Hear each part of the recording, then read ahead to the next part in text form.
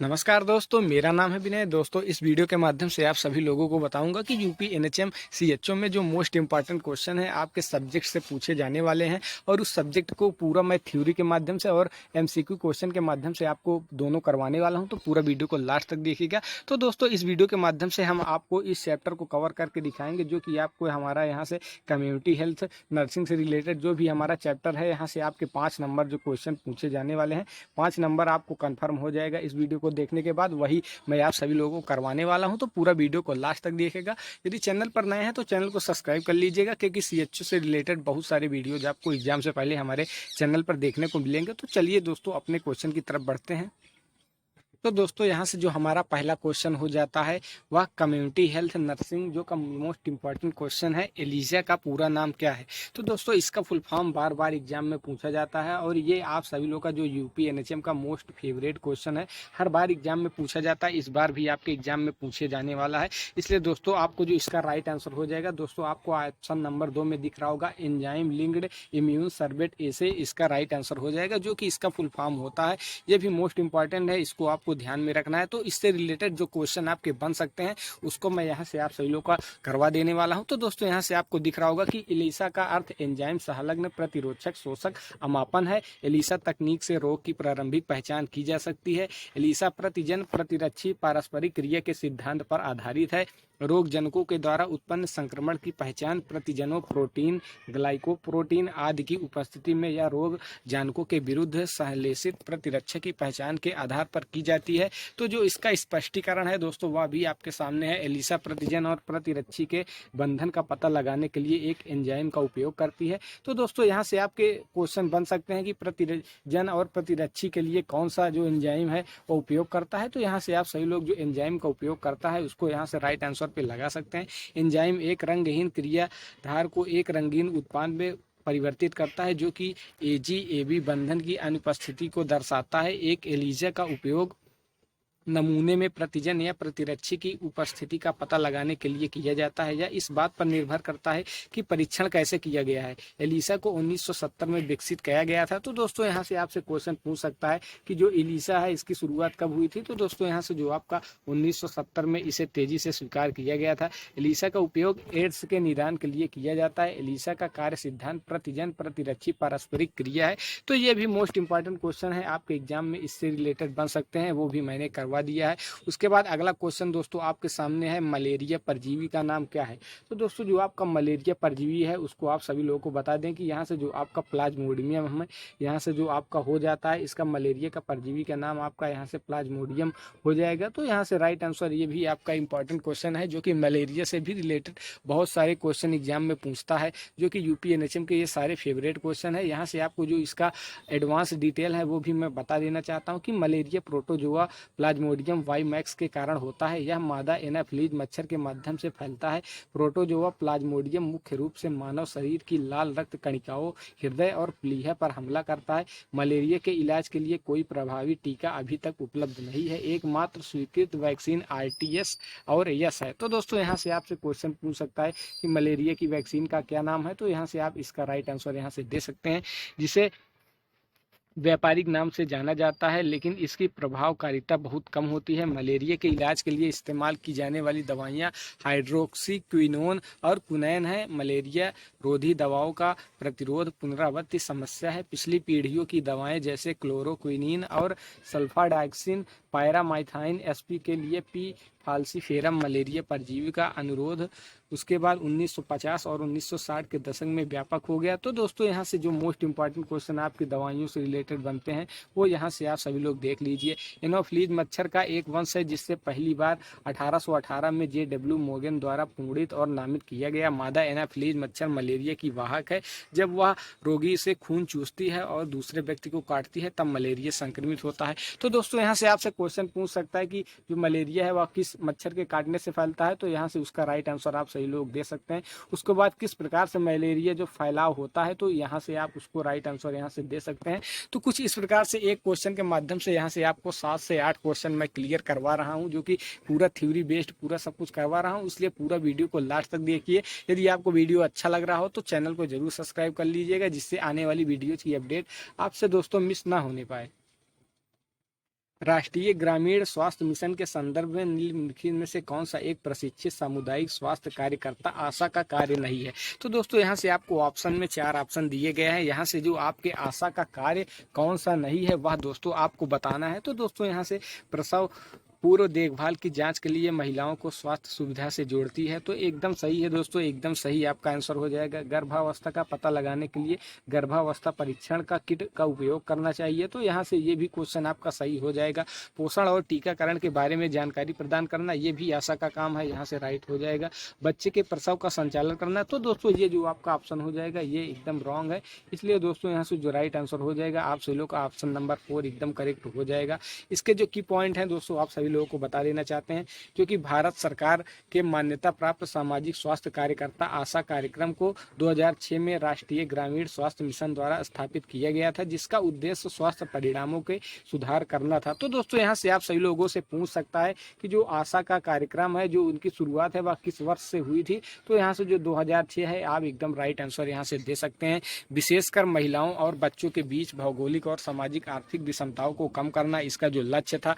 आशाओं को भर्ती किया जाता है और इनके स्वयं में समुदायों के स्वास्थ्य कार्यकर्ताओं, शिक्षकों और बुनियादी स्वास्थ्य सेवाओं के प्रदाता के रूप में काम करने के लिए प्रशिक्षित किया जाता है। आशा कार्यकर्ताओं की जिम्मेदारियां क्या क्या होती हैं वो भी आप यहां से देख लीजिए।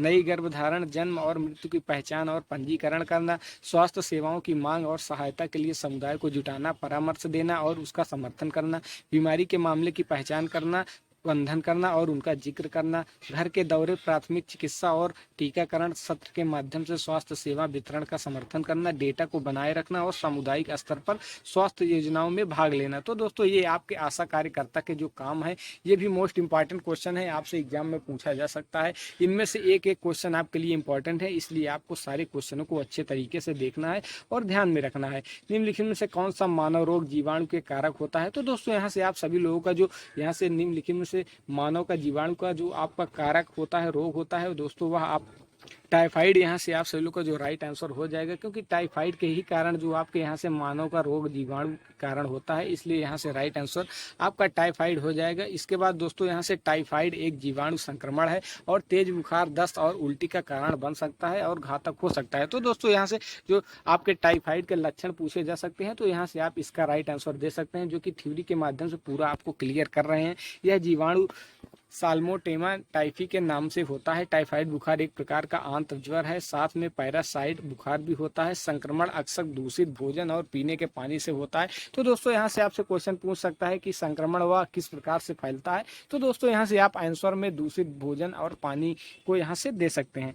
यह उन जगहों पर अधिक प्रचलित होता है जहाँ बार बार हाथ धोना कम होता है। ब्रिटेन में टाइफाइड बुखार असामान्य, हर वर्ष अनुमानित 500 मामले सामने आते हैं। टाइफाइड की रोकथाम के लिए उपयोग किए गए टाइफाइड के 2 टीके को लाइसेंस दिया गया है, ओरल TY21A वैक्सीन और इंजेक्टेबल टाइफाइड पॉलीसेकेराइड वैक्सीन। तो दोस्तों यहाँ से जो आपके वैक्सीन के नाम दिए गए हैं, ये भी मोस्ट इंपॉर्टेंट क्वेश्चन है। आपसे इस वैक्सीन का नाम दे देगा और उससे क्वेश्चन में पूछ लेगा कि यह जो वैक्सीन है वह किसके लिए प्रयोग में लाई जाती है। तो दोस्तों यहाँ से जो आपका टाइफाइड होगा इस समय इसका राइट आंसर हो जाएगा। उसके बाद जीवाणु मानव स्वास्थ्य के अंदर हमारी त्वचा पर, हमारे बालों में और अन्य सतहों पर भी पाए जाते हैं। हमारे पेट या पेट के अंदर जीवाणु अच्छे जीवाणु होते हैं और स्वस्थ जीवन जीने के लिए हमारे अंदर जीवाणु अवश्य होने चाहिए। तो दोस्तों ये आपकी एडिशनल इन्फॉर्मेशन दी जो मैंने आपको दे दी। यहाँ से जो मानव जीवाणु रोग होते हैं वो भी मैं आपको यहाँ से कुछ बता देना चाहता हूँ। यहाँ से जो आपकी फुफ्फुसीय तपेदिक होती है दोस्तों, वह आपके माइक्रोबैक्टीरियम ट्यूबरकुलोसिस के कारण होता है। हैजा जो होता है दोस्तों, वह आपके विब्रियो कोलेरा नामक जीवाणु के कारण होता है। उसके बाद दोस्तों प्लेग जो होता है आपका येनेर्सिया पेस्टिस के कारण होता है। कुष्ठ रोग जो होता है आपका माइक्रोबैक्टीरियम लेप्रोसाई, जिसे लेप्रोसी भी कहा जाता है, इस जीवाणु के कारण होता है। तो ये भी मोस्ट इंपॉर्टेंट जीवाणु है जो आपके एग्जाम में 100% आ सकते हैं और 100% आएंगे। इसलिए यहाँ से एक क्वेश्चन के माध्यम से मैं आपको यहाँ से 10 से 15 क्वेश्चन क्लियर कर रहा हूँ, इसलिए पूरा लास्ट तक देखिए। यदि एक बार देखने में नहीं समझ में आता तो दोबारा आप इसको पॉज करके देख सकते हैं। Hepatitis A, hepatitis virus HAV के कारण यकृत की सजन है। विषाणु मुख्य रूप से तब फैलता है जब एक असंक्रमित व्यक्ति संक्रमित व्यक्ति के मल को दूषित भोजन या पानी का सेवन करता है। तो दोस्तों हेपेटाइटिस ए किस प्रकार से है, क्या कारण है, सारी चीज़ें यहाँ से आपको नोट डाउन भी कर लेना है। खसरा खसरा मोर विली विषाणु के कारण होता है, जो ज़्यादातर सर्दियों और वसंत ऋतु में देखा जाता है। यह एक विषाणु के कारण होने वाली एक अत्यधिक संक्रामक बीमारी है, जो संक्रमित बच्चे या वयस्क के नाक और गले में प्रतिलिपि बनाता है। यह एक संक्रमित बच्चे के हवाई बूंदों के माध्यम से फैलता है। और दोस्तों, पोलियो के माध्यम से भी यहाँ से एक इंपॉर्टेंट क्वेश्चन बनता है, उसको भी देख लीजिए। पोलियो विषाणु से होने वाली बीमारी है। विषाणु मुंह और नाक के माध्यम से शरीर में प्रवेश करता है, पाचन और श्वसन तंत्र में प्रवेश करता है। यह गले और आंतों में गुणा करता है। यह तंत्रिका तंत्र पर भी हमला कर सकता है। तंत्रिका नेटवर्क को मस्तिष्क से शरीर के अलग हिस्सों में संवाद करने में मदद करता है। यह ज़्यादातर 5 वर्ष से अधिक उम्र के बच्चों में होता है। तो दोस्तों, यहाँ से आपके राइट आंसर में आपको यहाँ से देख लीजिएगा, क्योंकि मोस्ट इंपॉर्टेंट क्वेश्चन पोलियो से भी आपके एग्जाम में बनते हैं, इसलिए मैंने आपको यहाँ से एडिशनल जो जानकारी थी इस वीडियो के माध्यम से आपको दे रहा हूँ। उसके बाद दोस्तों, आपका अगला क्वेश्चन यहाँ से हो जाता है, एक प्राथमिक स्वास्थ्य केंद्र पीएचसी कितनी संख्या के अंदर स्थापित किया जाता है। तो दोस्तों, इसका जो राइट आंसर हो जाएगा आप सभी लोगों का यहाँ से जो 20 से 30 हज़ार जनसंख्या के अंतर्गत यहाँ से एक पीएचसी का निर्माण जो किया जाता है। ये भी मोस्ट इंपॉर्टेंट क्वेश्चन आपके जो यूपी एनएचएम एसटीएस के एग्जाम में ये भी क्वेश्चन पूछा गया था और 100% इसमें पूछा जा सकता है, इसलिए मैंने यहाँ से आप सभी लोगों को करवा दिया है। तो प्राथमिक स्वास्थ्य केंद्र जो कि पीएचसी का फुल फॉर्म होता है, यहाँ से इसको आपको देख लेना है। पीएचसी का मुख्य उद्देश्य लोगों को सुलभ, सस्ती और प्राथमिक स्वास्थ्य देखभाल करना है। सामुदायिक और डॉक्टर के बीच पहला संपर्क बिंदु है। 6 उप केंद्रों के साथ निर्देश परत रेफरल केंद्र होता है। तो दोस्तों, यहाँ से जो पीएचसी है उसका फुल फॉर्म आपको यहाँ से डाउनलोड नोट कर लेना है। उसके बाद इसमें दोस्तों आपको 1 रुपए की पर्ची के माध्यम से आप फ्री में यहाँ से इलाज करवा सकते हैं। तो इसका जो बेनिफिट है ये भी मोस्ट इंपॉर्टेंट हो जाता है आपके लिए। उसके बाद दोस्तों, जो आपका स्वास्थ्य क्षेत्र है, क्या बिंदु है, क्या कितना केंद्र सरकार और राज्य सरकार निवेश है, सारी चीज़ें यहाँ से आपको दिख जाएगी। ये पीडीएफ दोस्तों मैं आपको अपने टेलीग्राम चैनल पर उपलब्ध करवा दूंगा, वहाँ से भी आप इसको नोट डाउन और रीड कर सकते हैं। इसलिए इस वीडियो को ज़्यादा से ज़्यादा देख लीजिए और शेयर कर दीजिए। दोस्तों, अगला क्वेश्चन आपके सामने है, टाइफाइड और यक्ष्मा किस प्रकार के रोग होते हैं। तो दोस्तों, जो आपका टाइफाइड और यक्ष्मा होता है, यह आपका जीवाणु युग प्रकार से यहाँ से जो आपके रोग होते हैं। तो इस प्रकार से जीवाणु के माध्यम से यह आपका जो टाइफाइड है या फैलता है। अभी आप सभी लोगों को पहले ही क्वेश्चन के माध्यम से बताया गया है और जीवाणु के बारे में भी विशिष्ट यहाँ से चर्चा की गई है। तो इसलिए इसका राइट आंसर यहाँ से आपका जीवाणु हो जाएगा। टाइफाइड और यक्ष्मा जीवाणु युग रोग है। जीवाणु रोग जीवाणु के कारण होने वाले किसी भी प्रकार का रोग है। जीवाणु युग रोग तब होते हैं जब रोग जनक जीवाणु शरीर में बाहर पहुंच जाते हैं और प्रजनन करना शुरू कर देते हैं। हानिकारक जीवाणु शरीर को नुकसान पहुंचाने वाले विषाणु पदार्थों का भी उत्सर्जन कर सकते हैं। विभिन्न जीवाणु युग रोग जैसे हैजा, यक्ष्मा, टाइफाइड, प्लेग और डिप्थीरिया, टेटेनस, कुकुर खांसी आदि है। तो दोस्तों, यहाँ से आपके पूछ सकता है कि जीवाणु युग रोग कौन कौन से है। तो यहाँ से कुछ रोगों के नाम आपके दिए गए हैं, यहाँ से आप सभी लोगों को नोट डाउन और अच्छी तरीके से इनको याद कर लेना है। उसके बाद आपका जो यहाँ से रोग दिया गया है, इसके जो कारक है, किस कारक से या जो रोग फैलता है उसको भी यहाँ से डिफाइन किया गया है। तो दोस्तों, यहाँ से जो हमारा हैजा रोग है वह आपका विब्रियो कोलेरा हैजा नामक जीवाणु के माध्यम से फैलता है। इसको अभी हमने देखा है। उसके बाद यहाँ से सारी चीज़ें आपको एक बार फिर से देख लेना है। उसके बाद यहाँ से आपका अगला क्वेश्चन हो जाता है दोस्तों, वयस्कों में हेपेटाइटिस बी टीकाकरण कार्यक्रम कितने महीनों में होता है। तो दोस्तों, इसका जो राइट आंसर हो जाएगा आप सभी लोगों का यहाँ से जो आपका 0, 1 और 6 महीने के बीच में यहाँ से इसका उपयोग किया जाता है। इसलिए यहाँ से राइट आंसर आपका ऑप्शन नंबर 4 हो जाएगा। उसके बाद जो टीकाकरण किसी विशेष संक्रामक रोग के खिलाफ सक्रिय अधिकृत प्रतिरक्षा के रूप में वर्णित किया जाता है। हेपेटाइटिस बी का टीका जो आपका होता है वह हेपेटाइटिस बी वायरस के विरुद्ध मार्ग अंतःपेशीय सार्वभौमिक टीकाकरण कार्यक्रम के अंतर्गत शामिल है। टीकाकरण कार्यक्रम 3 टीके अर्थात शिशुओं में 0, 6 और 14 सप्ताह के बीच में यहाँ से जो टीकाकरण है वह किया जाता है। उसके बाद बच्चों, किशोरों और वयस्कों के लिए यह 0, 1 और 6 महीने होता है, जो कि आपका यहाँ से राइट आंसर हो जाएगा। अभी इसके बारे में हम लोगों ने यहाँ से बात की है। उसके बाद यहाँ से आप सभी लोगों का जो टीका है वह किस प्रकार से दिया जाता है। तो खसरा के लिए दोस्तों आपका यहाँ से VCG का टीका जो कि दिया जाता है, जो कि आपका रोटा वायरस और विटामिन ए के संक्रमण को रोकता है। यहाँ से आपका जो OPV है, इसके माध्यम से ये सारी चीज़ें यहाँ से कवर की जाती हैं। उसके बाद जो आपकी बूस्टर जानकारी है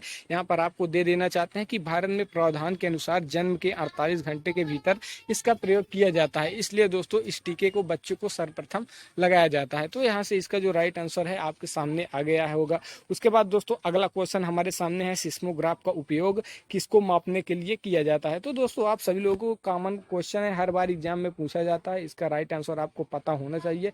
तो दोस्तों यहाँ से जो भूकंप होता है उसको मापने के लिए हम यहाँ से सिस्मोग्राफ का प्रयोग करते हैं, इसलिए यहाँ से राइट आंसर आपका जो भूकंप है एकदम करेक्ट हो जाएगा। सिस्मोग्राफ भूकंप के दौरान सतह पर आने वाली तरंगों को रिकॉर्ड करता है। पृथ्वी की भूपटल को अचानक कंपन या झटके आना भूकंप कहलाता है।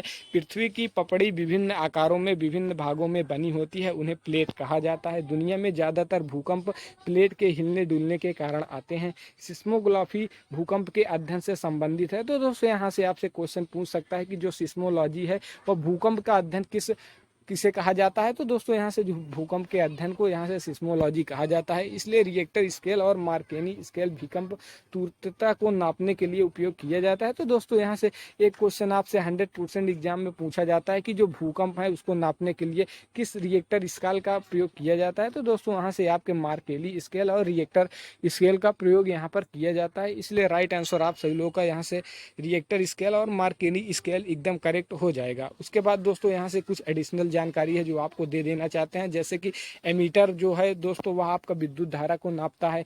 ग्लूकोमीटर है जो आपके मधुमेह जो कि आपकी यहाँ से मधुमेह जो आपका रक्त ग्लूकोज जिसे दोस्तों आप सभी लोग शुगर की बीमारी कहते हैं उसमें प्रयोग किया जाता है। लैक्टोमीटर जो होता है दोस्तों आपके दूध का विशिष्ट गुरुत्व यहाँ से जांचता है। पारा जो बैरोमीटर होता है दोस्तों वह आपका वायुमंडलीय दाब को नापता है। ओडोमीटर जो यात्रा की दूरी को मापता है। पायरोमीटर उच्च तापमान, थर्मामीटर तापमान, जायरोमीटर किण्वन और वाल्टमीटर आपके विद्युत विभव वोल्टेज को नापता है दोस्तों। उसके बाद अगला क्वेश्चन आपका यहाँ से हो जाता है, निम्नलिखित में से कौन सा एक यौन संचारित रोग नहीं है। तो दोस्तों यहाँ से इसका राइट आंसर आप सभी लोगों के सामने, तो दोस्तों यहाँ से आपके सामने 4 क्वेश्चन दिए हैं जो कि आपके यहाँ से क्लेमाइडा हो गया, यहाँ से गोनोरिया हो गया, ये आपके यहाँ से इसके रोग होते हैं। बाकी यहाँ से हेपेटाइटिस बी भी यहाँ से रोग होता है, इसलिए राइट आंसर जो कि आपका टाइफस है यह नहीं होता, इसलिए यहाँ से राइट आंसर आपका ऑप्शन नंबर 3 एकदम करेक्ट हो जाएगा। तो टाइफस जिसे टाइफस बुखार के रूप में भी जाना जाता है संक्रामक रोगों का एक समूह होता है जिसे महामारी टाइफस और मुराइन टाइफस शामिल होते हैं। सामान्य लक्षणों में बुखार, सिर दर्द और एक घने दाने शामिल होते हैं। रोग विशिष्ट प्रकार के जीवाणु संक्रमण के कारण होने वाले क्लेमाइडिया एक यौन संचारित होता है, यह एक टैक्सोमैक्टिस नामक बैक्टीरिया से होता है। गोनोरिया के बारे में, यह एक यौन संक्रमित जीवाणु के कारण होने वाला एक संक्रमण और पुरुषों और महिलाओं दोनों को संक्रमित करता है। हेपेटाइटिस बी तब फैलता है जब वायरस को संक्रमित व्यक्ति के रक्त, वीर्य या शरीर के अन्य तरल पदार्थ जैसे ऐसे शरीर के प्रवेश करते हैं तो वह जो संक्रमित नहीं होता है। तो उसके बाद यहाँ से जो आप कुछ एडिशनल जानकारी है आपको दे देना चाहते हैं कि कुछ आम यौन संचारित जो रोग होते हैं उसके नाम यहाँ से हैं। पेल्विक इन्फ्लेमेटरी डिजीज PID जिसे जननांग मोसा और ह्यूमन पॉपुलो वायरस HPV, जननांग हर्पीज HIV और सिल्फिस यहाँ से इत्यादि हो जाते हैं। उसके बाद दोस्तों अगला क्वेश्चन आप लोगों का राष्ट्रीय स्वास्थ्य नीति 2002 में लक्ष्यों में शामिल किया गया है। तो दोस्तों जो आपके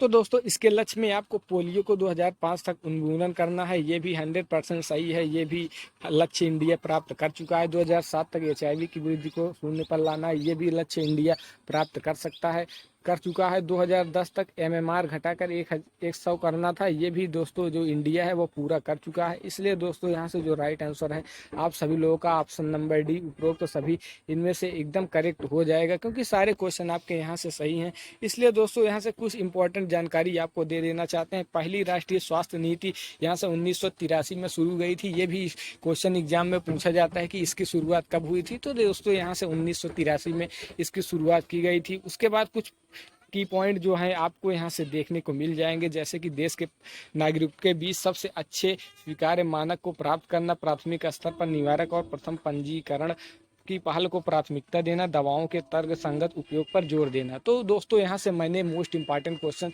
जो आपके इस चैप्टर से पूछे जाने वाले थे, जो कि मैंने इस वीडियो के माध्यम से आपको करवाया है। आशा है आपको वीडियो अच्छा लगा होगा। यदि वीडियो अच्छा लगा हो तो लाइक कीजिए और अपने दोस्तों के साथ शेयर कीजिए और चैनल को सब्सक्राइब करना बिल्कुल मत भूलिएगा। ऐसे ही वीडियोज और पाने के लिए हमारे चैनल को और बेल आइकन को जरूर दबाएं। Thanks for watching.